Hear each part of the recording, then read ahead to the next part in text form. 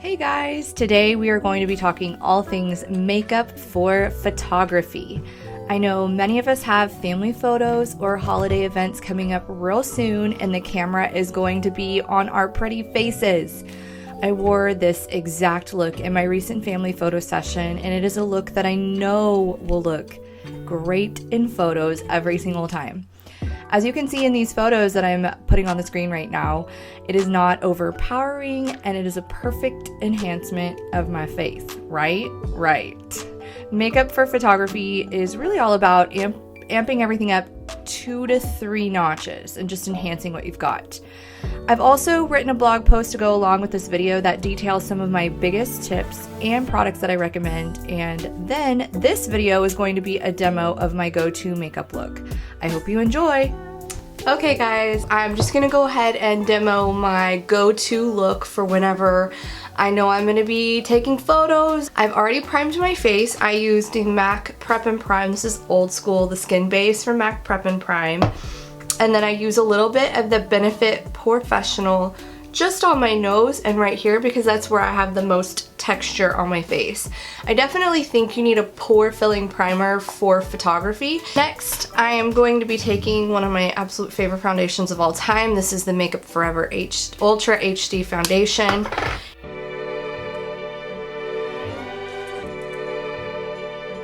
With this particular foundation, I feel like it looks best with blended out with the Beauty Blender, so I am gonna just go ahead and blend this out.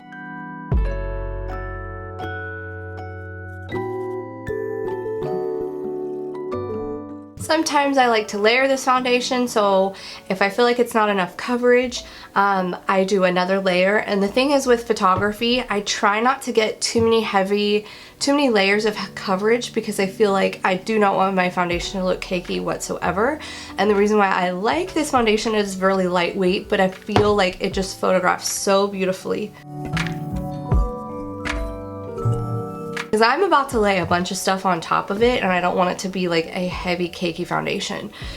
But if you live somewhere very hot and humid, I mean I do, I live in Houston, I also think choosing a foundation that is like extremely long wearing is also good. I like to use my MAC Fix Plus in between layers. I'm just gonna go ahead and spray.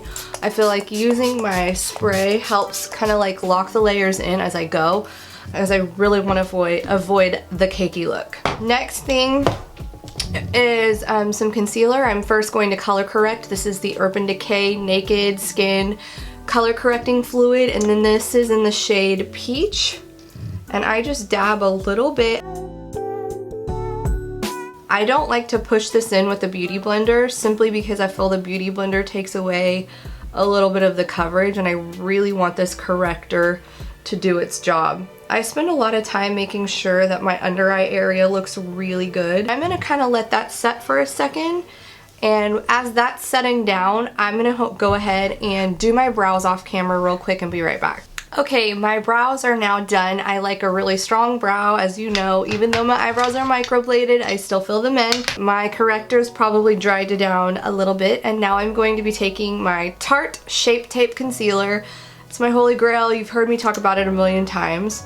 And then I'm going to get that as my highlighting concealer over my color corrector. I have a video that you can go watch from a while ago that shows you how I cover my dark circles under my eyes. And as you notice, I am taking that concealer onto my eyelid.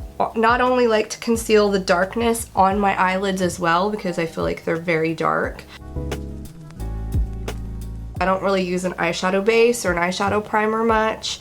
I feel like concealer is totally fine for that. And then I use a little bit here, a little bit here, little here, little here. Like, you really do not need a lot of Shape Tape. I'm gonna immediately go ahead and take a translucent loose powder. This is the RCMA No Color Powder. I have it in a different container because I hate the packaging. But I want to make sure that my concealer is completely like blended out. There's no lines. And then I take a little powder puff and we're gonna bake the concealer.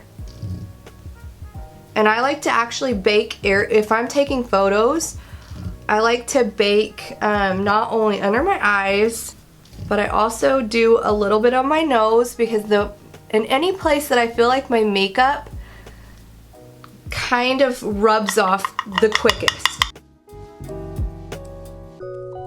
And you look like a crackhead for just a few minutes, so I'm gonna let this set. If I were actually thinking correctly today, I would have waited to do my brows until now and done my brows and then started to brush this off. But we'll be back in a second. My bakeage has baked enough, and then I'm gonna take a fluffy brush and then just kind of dust away the excess. I'm gonna blend it out a little bit with my MAC Mineralized Skin Finish Natural Powder. And now I'm going to, again, spray with some MAC Fix Plus. We're getting down the powderiness of the baking. I'm gonna start on my eyes. I am using the Jaclyn Hill Morphe palette. It's super excited because this palette is now available at Ulta now. This is an amazing palette, and even though it's annoying that they said this would be limited edition, but now it's not, and it has different packaging, which is nicer. But that is another story for another time. When I am gonna take photos, I like to make sure that I create something that's a little bit more dramatic, but is very my classic look. So for me, I like to do kind of a warm smoky gold look because that plays off my blue eyes. So the first thing I'm gonna do as my transition shade is I'm gonna take this shade right here and a little bit of that, and then I'm gonna work this into my crease area. Next, I'm gonna kind of take a couple of different shades here and work them into my crease. So I'm gonna kind of go in this realm. I can't even see straight. So like this one, I'm gonna put in my crease and kind of mix it with that.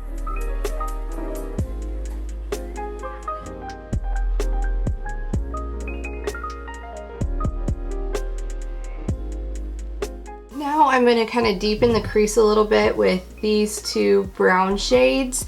I'm just trying to kind of give it a little bit more definition on the outer edges of my eyes. I have really round eyes, so I try to play up to not make them look so round. So I feel like the outer portion of my eyes look really good and kind of where I want them. But I think I'm gonna take this one and do the darker bronze right here and the lighter bronze towards the inner. Oh, actually, I really like this one. I'm gonna dip into this gold. I'm gonna do that because that's more like flattering for my eye color. Oh yes, that's so pretty.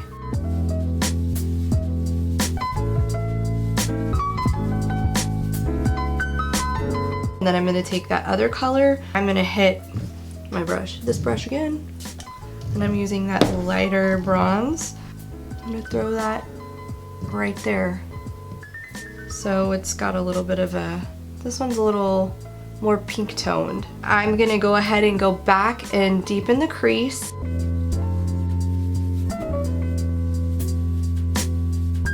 And then I'm gonna blend out with my fluffy brush the edges of my eyes. I'm gonna then take probably this brown right here and then these two browns, and I'm gonna work that under my lower lash line. I'm gonna highlight my brow bone and my inner corner with this one right here.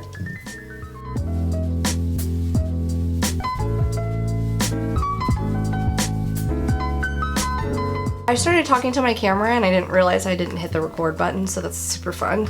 But all I did was just tightline my eyes with this Maybelline Master Precise Skinny Gel Pencil. And the next thing I'm gonna do is apply a little bit of mascara to the upper and lower lashes. This is the Urban Decay Troublemaker Mascara. Now that the mascara is on, I'm gonna pop on some falsies, or the Ardell Demi Wispies Studio Effects lashes. They're beautiful on. If you need tips on how to apply falsies, I do have a video I'm going to link, and definitely check that out. Okay, so We're gonna bronze first, and I'm gonna take my Holy Grail bronzer, the Physicians Formula Butter Bronzer, which is obviously a huge favorite of mine. I use it all the time. Clearly, I love it. And I use a bronzer first to warm up the face because I feel like I've said before when I was talking about my makeup earlier, that it's extremely important to not have a flat complexion when you take photos. You really want to work on getting the dimension back in, so when you put the powder and the foundation all over your face, you become very flat looking.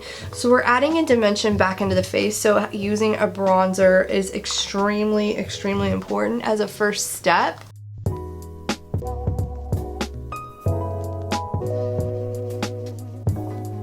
If I feel like my nose looks a little too white, I'll just take a little bit of bronzer and kind of swipe it across. Next, I focus on contouring.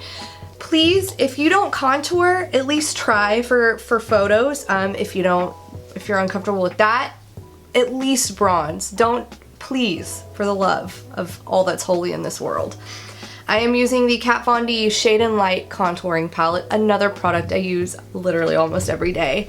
And what I'm gonna do is I'm taking this lighter shade, which has kind of got a gray tone to it, and this is gonna be focused specifically on my contour. So I have a contour video, I will link that below as well, so if you want more specific tips on how to contour while also making it look natural, definitely check out that video. It's really old, but I still contour the same way. So I get a little bit right here.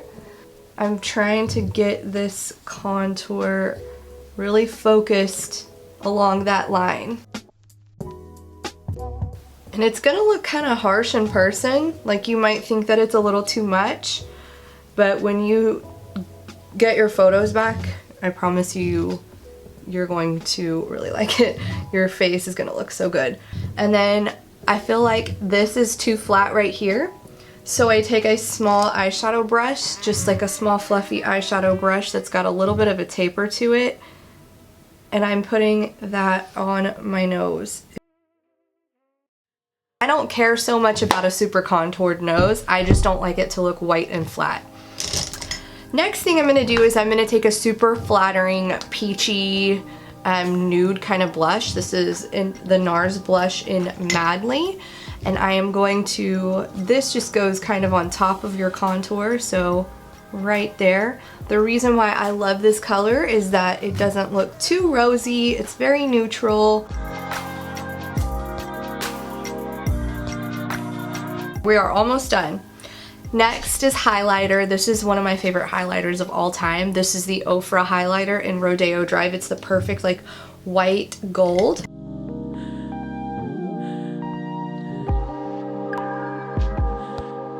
That definitely gave my skin some glow, right? So that really takes away the powderiness and the flatness that usually happens if you don't do any of this stuff. So this is my Dermablend setting spray. It's one of those long wearing setting sprays. Urban Decay All Nighter is also really good. I'm gonna move on to the lips. Do not wear a light nude lipstick. That's gonna completely wash you out in photography. You wanna choose something that is a couple shades darker than your lips. If you wanna go for a bold lip, go for a bold lip. I love wearing a bold lip in photography, but for family photos, I like to keep it very neutral. I'm going a liquid lipstick route today. And then this is the Huda Beauty liquid lipstick in the shade Bombshell. It's actually the perfect neutral dark nude. I don't know how to describe it, it's just perfect.